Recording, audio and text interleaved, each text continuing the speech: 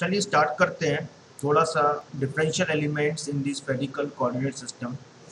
ये किस तरीके से काम करता है, जिस तरीके से हम लोगों ने सिलेंड्रिकल और कार्टेशियन में पढ़ा था, डी एक्स डी वाई और डी जेड, और डी रो डी फाई और डी जेड। सिमिलरली यहाँ हमें पढ़ना है डी आर डी थीटा और d phi. Small change in the different elements and what will be the effect on the system that we are going to discuss.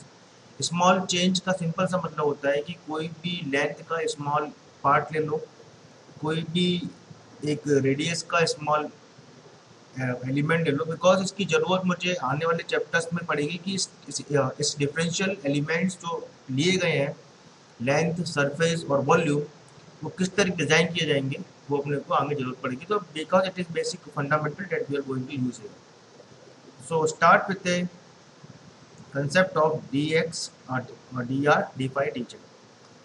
तो मैं draw करता हूँ, मान लीजिए कुछ तरीके से। ये हम जानते हैं कि तीन तरीके की प्लेन आपने पढ़े हैं, z plane, y plane and there is called x plane where we are having a z in this. Okay, consider a radius, में एक स्मॉल रेडियस कंसिडर कर रहा हूँ जो कि यहाँ से यहाँ तक होगा।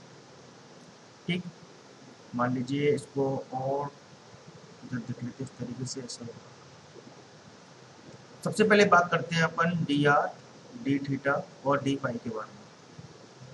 हम जानते हैं थीटा एक ऐसा एंगल है, थीटा एक ऐसा एंगल है जो कहाँ से कहाँ तक जाता है।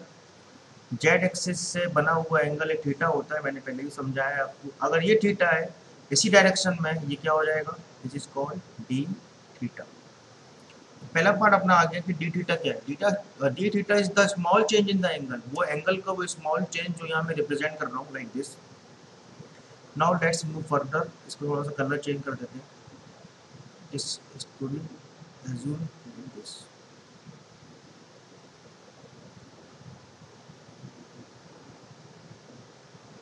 ओके, और इस लाइन को मैं यहाँ जोड़ता हूँ, जूम करते हैं समझने के पॉइंट ऑफ व्यू से। मान लीजिए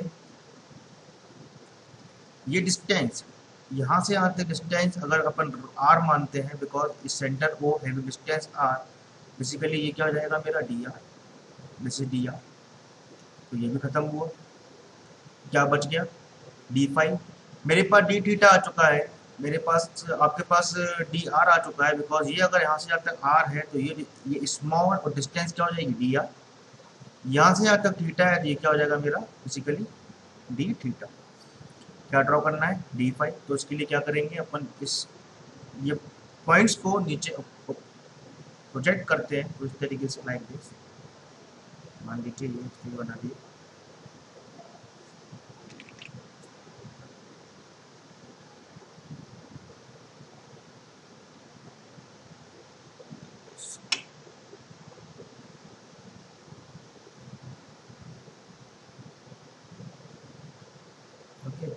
सिमिलरली मैं यहाँ से पॉइंट को नीचे लेके आता हूँ इस तरीके से।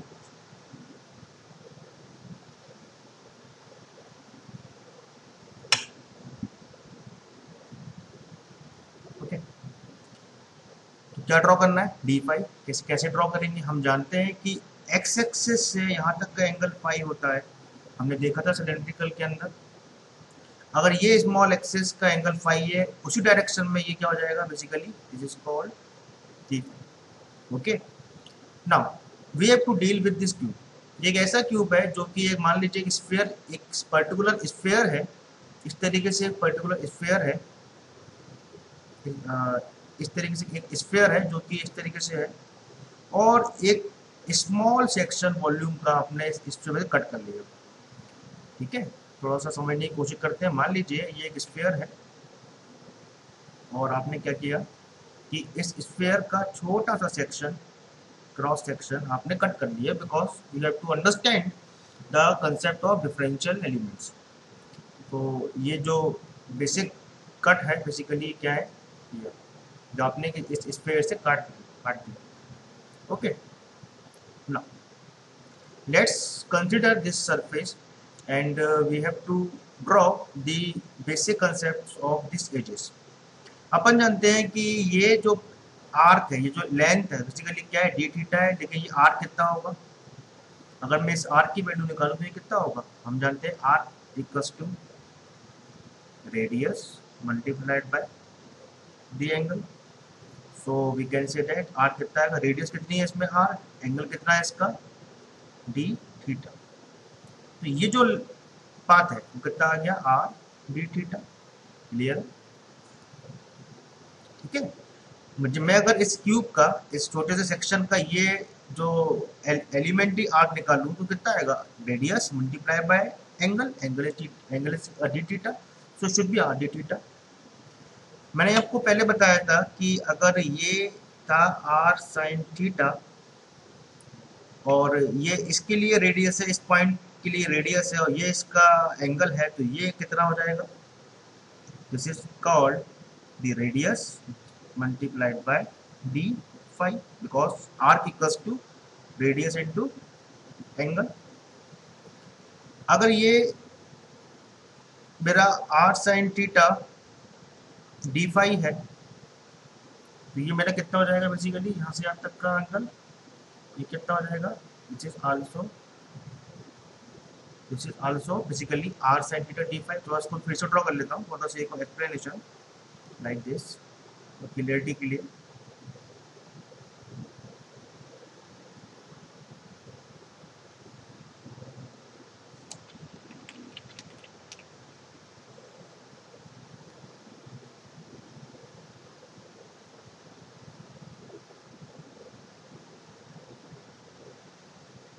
ओके, तो हमने अभी क्या बनाया कि ये जो सेक्शन है, ये कितना है, बेसिकली ये मेरा आया था आर डी थीटा, ये आया था r multiply by the angle. ये कितना आया था नीचे का part, this section is called basically nothing but this would be r sine theta d phi and the radial component जो कि रेडियस का स्मॉल एलिमेंट है वो कितना आया था, ये डी आर। ओके, सो आप देख रहे हैं कि मेरे इस स्मॉल क्यूब जो कि स्फीयर से काटा गया है, स्फीयर से कट कर लिया गया, उसमें मुझे हर तरीके की लेंथ ब्रेड्थ हाइट मिल गई। अगर मुझे डिफरेंशियल लेंथ, मुझे डिफरेंशियल सरफेस और डिफरेंशियल वॉल्यूम को ड्रॉ करना है, अब मैं इजीली इसको लिख सकता हूँ।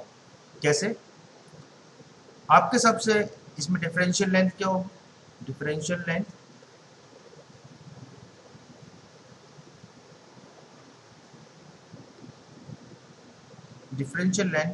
dl vector is nothing but we can say that it should be dr cap plus it should be r sin theta d phi, sorry, r sin theta d phi a phi cap plus it is r d theta a theta cap।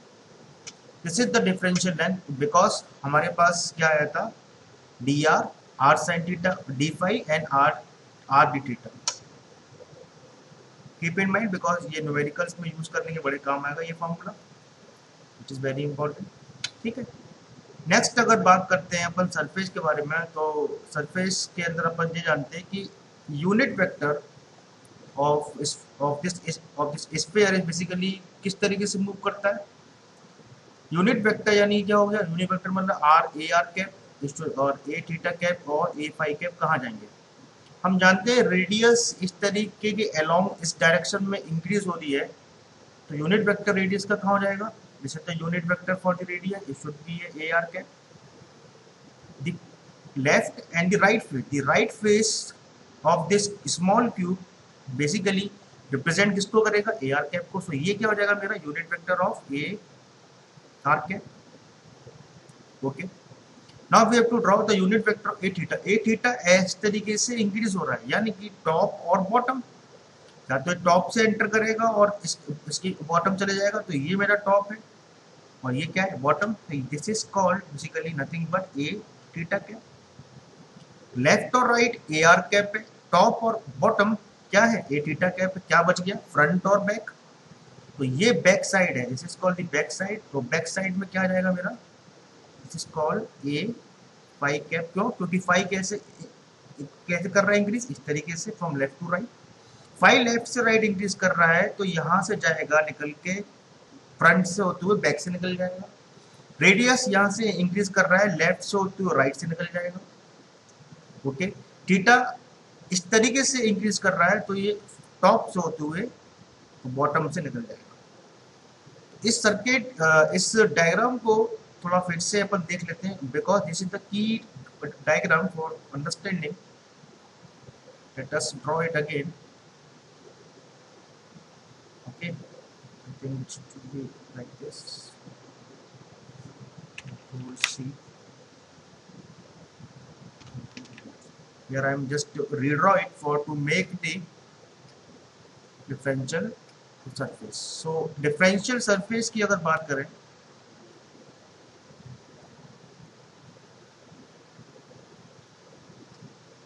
Surface की अगर बात करें तो कुछ इस तरीके से आए। Remove the small different parts what required here.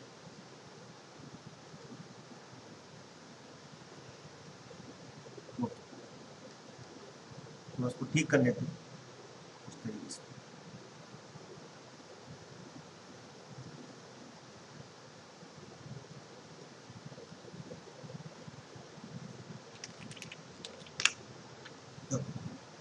हमने देखा था कि ये जो कंपोनेंट है एरिया वेक्टर का और इसका एआर कैप होगा, टॉप से बॉटम की तरफ पहुंच जा रहा है बेसिकली ए थीटा बिकॉज वो बढ़ता है इस तरीके से, और फ्रंट से बैक की तरफ कहाँ जा रहा है मेरा ए फाइव के।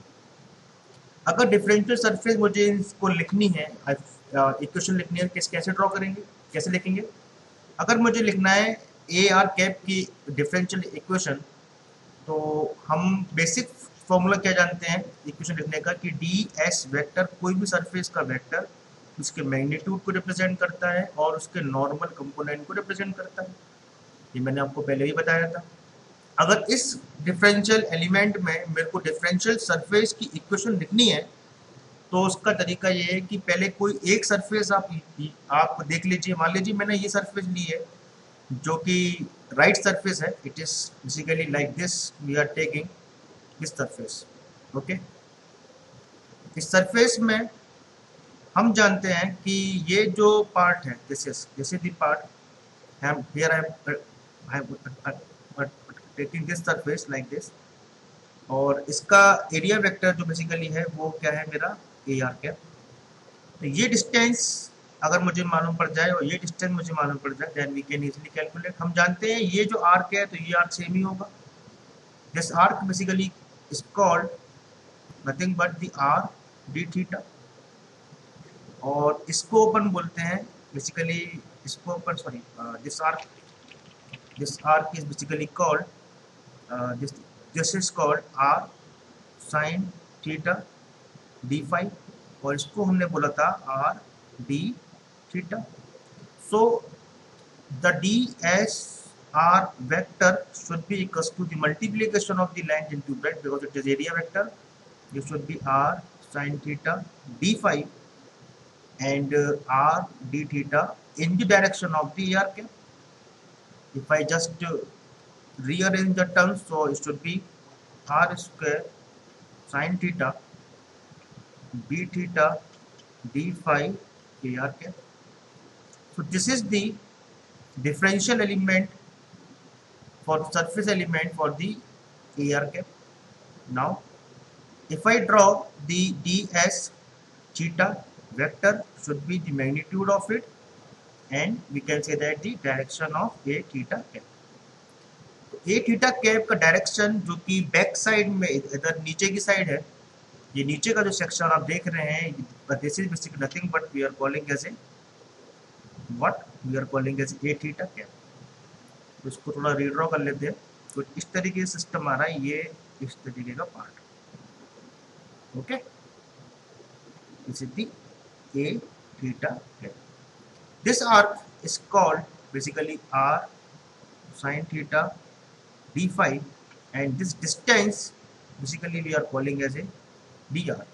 तो इक्वेशन क्या हो जाएगी इसकी, r sin theta d five multiplied by D. Solve कर लेते हैं। S D theta should be equals to are sine theta D five D R A theta के। This is the equation for differential element surface equation for A theta. क्या बच गया? The next thing that we have to draw is nothing but we are calling as a ds phi vector. It should be the magnitude of it, and then there should be a phase angle or the unit vector. इस cube से देखने में मालूम पड़ रहा है कि D phi कुछ इस तरीके से इंक्रीज होता है, लेफ्ट से एक्स एक्सिस से एंगल को बनाकर इस फ्रंट के अंदर एंटर करेगा और इसके बाहर निकल जाएगा। बाहर साइड में बैक साइड को कंसीडर कर रहा हूँ, तो बैक साइड कुछ इस तरीके से है। ये रही बैक साइड, बेसिकली ये this is the back side.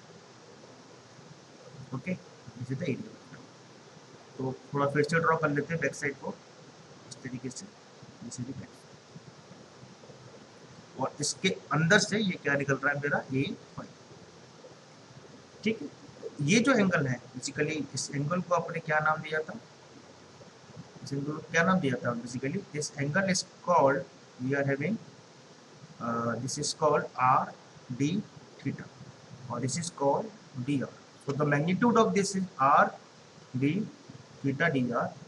So equation को लिख सकते हैं कि इस तरीके से r d theta dr a phi cat. So this is the third equation that we are drawing for the differential surface element. Clear है? कंसेप्ट सिर्फ इतना सा है कि कोई भी स्फीयर, अगर मैं इसको कंप्लीट करूँ, एक स्फीयर बन रहा है और उस स्फीयर में से छोटा सा एक पार्ट आपने कट कर लिया है, उस पार्ट को एनालाइज करने की कोशिश करी है और उसके हर लेंथ को, इसको हर आर्क को आपने मेजर कर लिया, उसको उसका वैल्यू लिखकर, और then we can easily analyse the unit vectors a r A theta and a phi. ठीक है, this is the concept of differential surface. Last thing that we have to understand is basically differential volume.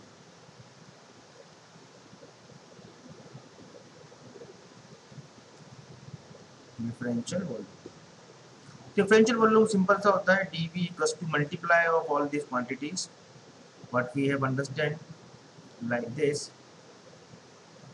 it should be r d theta, okay, r d theta dr और r sin theta d. This is the differential that we have to keep in. So this completes the analysis of the we can say that the surface element sphere, and I think this is very important role in order to determine the electric field of any sphere or the any circular shape. That if you want to find the charge placed there and we want to find the electric field at a particular point, then this concept is useful. ये differential element इसलिए useful होता है कि मान लीजिए एक surface है जिसमें बहुत सारे चार्ज रखे हुए हैं, ठीक, और किसी भी पर्टिकुलर पॉइंट पी पर मुझे इलेक्ट्रिक फील्ड निकालनी है, तो इतने चार्ज से इलेक्ट्रिक फील्ड निकालना संभव नहीं है। तो आप क्या करते हैं कि इसका एक स्मॉल एलिमेंट सेक्शन ले लेते हैं जिसे हम बोलते हैं ds, और then we integrate over the whole distance and we can easily calculate the effective charge, the effect of this charge on this point p, that we can calculate the electric field. तो ये small element का concept हम थोड़ा कुछ classes बाद use करेंगे, just for the sake of understanding. It is basic concept that we to keep in mind. फॉर्मूले आप याद रखिएगा, dl के, ds के और dv के for the Cartesian coordinate system, for cylindrical coordinate system and for the spherical coordinate system. फॉर्मूले थोड़ा याद करना है, and there is one conversion table that we have to. Okay, now we have to move towards the I think there is a one system. Okay. Now we can solve one numerical on this, then we can go forward. So let f is equals to xy square upon z ax cap represent f in spherical coordinate system. Okay, इस तरीके से question दिया है। मुझे एक function दिया हुआ है जो कि एक्स वाई जेड का फंक्शन है, और डायरेक्शन कहाँ है इसकी, ये एक्स कैप के अलाउ, और स्फेरिकल में कन्वर्ट करना है। तो सबसे पहले अपन क्या करते हैं, अपन जानते हैं कि एक्स क्या होता है, x equals to are sine theta cos phi, y equals to we know that r sine theta sine phi, और z equals to r cos theta. इसको पुट करते हैं, देखते हैं क्या होता है। F equals to are sine theta cos phi y square, so it should be r square sin square theta sin square phi divided by z. Z is basically nothing but r cos theta. F vector is equals to should be r cube sin cube theta cos phi, and it should be sin square phi divided by r cos theta, r से r cancel, should be square. Then we can say the f vector is nothing but r square sin cube theta cos phi sin square phi cos theta. अच्छा, एक चीज छूट रही है इसके अंदर, direction कहाँ दी है मेरे को, along ax cap, so should be along ax cap, so should be along ax cap. मान लीजिए एक फंक्शन है fx, बिकॉज बहुत बड़ा हो रहा है तो थोड़ा छोटा कर लेते हैं। It is fx having magnitude and having direction of ax cap. Vector shows magnitude and direction. This we have done. Now we have to find the conversion of these rectangular coordinates into the spherical coordinates. Okay? तो मैंने आपको एक तरीका समझाया था किसी भी conversion में, कि जिसके कन्वर्जन में निकालना है उसकी इक्वेशन लिख लीजिए लाइक दिस। मुझे इसके निकालना है तो ये should be f r a r cap, ये should be f theta, I think ये शुड बी थीटा, हाँ ठीक है, should be a theta cap plus it should be f phi, it should be a phi cap. मुझे ये निकालना है because मुझे कन्वर्ट करना है f को किस में, स्फेरिकल में कोऑर्डिनेट्स में। तो स्फेरिकल का मतलब है यहाँ ए आर हो, ए थीटा हो और ए फाई, वो फंक्शन इस कोऑर्डिनेट्स में हो। अगर मैं किसी तरीके से एफ आर की वैल्यू, एफ थीटा की वैल्यू और एफ फाई की वैल्यू निकाल लेता हूँ और इसमें पुट कर देता हूँ, then we can get the actual result. तो तरीका मैंने को बताया था कि अगर आपको एफ आर निकालना है तो आप इसमें किसका मल्टीप्लाई करेंगे, ए आर कैप का। अगर आपको एफ थीटा निकालना है तो आप इस पूरी इक्वेशन में किसका मल्टीप्लाई करेंगे, ए थीटा कैप का। सिमिलरली आपको अगर एफ फाई निकालना है तो should be multiplied by the a phi cap. सबसे पहले अपन एफ आर निकालते हैं, तो मल्टीप्लाई इक्वेशन वन, मान लीजिए equation one a r cap, then a theta cap, then a phi cap individual. Okay, तो ये क्या हो जाएगा, f vector dot a r cap dot a r cap should be f r plus a r cap dot a theta cap should be 0 plus 0. So f vector dot a r cap should be equal to f r निकला है। Okay, similarly हम देखेंगे अगर मैं f cap dot a theta cap should be equal to f theta, solve कर लीजिए। इस equation को मल्टीप्लाई किया ए थीटा कैप से, तो ये शुड बी 0, ये शुड बी 0, क्या बचा, सिंपल एफ थीटा, और इस तरीके से आ जाएगा a cap should be equal to f phi. Okay, now we have to solve for fr, f theta and f phi and put this fr, f theta and f phi in this equation number 1. ठीक है, solve करके देखते हैं। सबसे पहले solve करते हैं पर किसको लेके, सबसे पहले लेते हैं let first we have taken f theta, sorry f r is equals to f vector dot here. So fr equals to f vector is nothing but it should be fx and ax multiplied by ar cap. Fr we have already write. It should be fx is this is fx. Fx is called r square sin cube theta cos phi. R square sin cube theta cos phi sin square phi divided by cos theta, and the multiplication of dot product of ax dot ar. And in order to solve this dot product we have to use the equation. कौन सी equation use करेंगे? एक matrix formula जो मैंने आपको बनवाया था, ये conversion table. ax dot ar is nothing but r sin theta cos phi. Similarly we can say ax dot a theta is equal to this. तो ये टेबल आप यूज करेंगे इसको सॉल्व करने के लिए, तो यूज करते हैं ये table. Okay, right, we have to use this table to solve.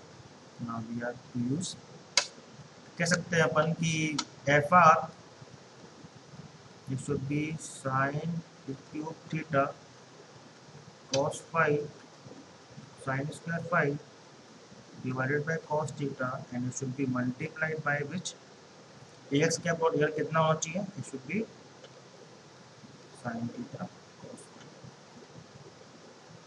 Solve कर लीजिए.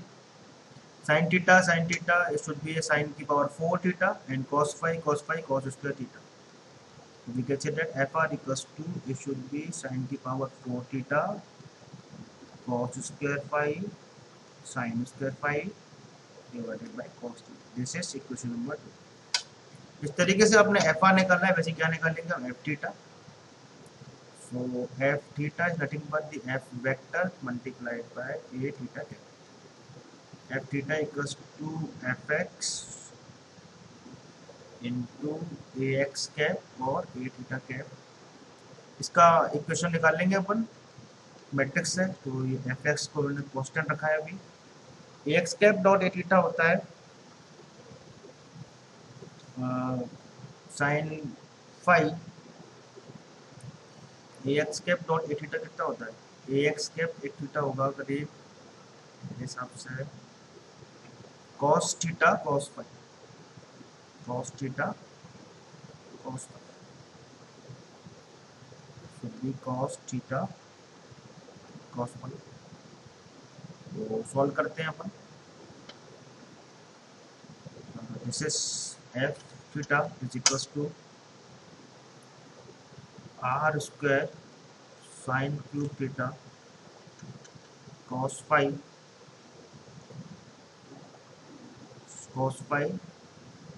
sin square phi multiplied by cos theta cos phi divided by cos theta. Cos theta and cos theta cancel.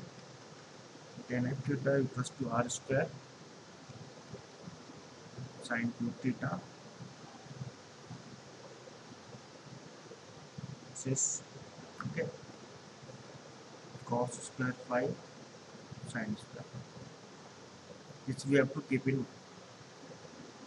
Next we have to write for f phi is equals to, it is not vector quantity to magnitude, phi is equals to f vector dot a phi cap. f phi equals to f vector is fx ax cap or a phi cap. ax cap or ax cap is minus sin phi. It should be fx minus sin phi. You can use the table, and fy equals to minus r cube minus r square sin cube theta sin cube phi cos phi divided by cos theta. After this we can use the formula f vector equals to fr a r cap plus f theta a theta cap plus f phi a phi cap. If we put the values of f theta, f phi and f phi, then we can get the result of this answer of this question. Okay, I am not putting the value, मैं इसकी values put नहीं कर रहा हूँ, आप put कर लीजिएगा, but the concept is that we have to convert the equations by just understanding the principle that जिसको बनाना है उसकी इक्वेशन लिखो और उसके कंपोनेंट यानी कि उसको मैग्नीट्यूड निकाल लो, उसके रेस्पेक्टिव वेक्टर से मल्टीप्लाई कर लो, और आप देख रहे हैं तरीके करने से अपना आउटपुट बेसिकली आ रहा है। So till this lecture we have completed the basic vector calculus of EMFT field theory। EMFT का जितना भी वेक्टर कैलकुलस है जो रिक्वायर्ड है गेट के पॉइंट ऑफ व्यू से और आईएएस के पॉइंट ऑफ व्यू से आई हैव कंप्लीटेड। और कुछ न्यूमेरिकल्स की या प्रैक्टिस आप विलियम सेट से कर सकते हैं, इसमें अच्छे न्यूमेरिकल्स हैं, या शॉम सिटी भी यूज़ कर सकते हैं, अच्छे क्वेश्चन हैं। नेक्स्ट जो चैप्टर 2 स्टार्ट होगा वो बेसिकली स्टार्ट होगा कूलम्स लॉ, यानी कि basically fundamentals of Gaussian surface और electric field, electric flux, flux density, electric field intensity, some forces, basic concepts of this we have to cover in the next chapter। So till we have completed the chapter 1, we have completed all the basic fundamentals of the vector calculus in cylindrical, in Cartesian and the spherical coordinate systems। So I think you will enjoy this। आपने इसको खूब enjoy किया है और मैंने इसको बहुत कोशिश की है कि आपको समझ में आए। Next lecture we will start with the Coulomb's. Thank you.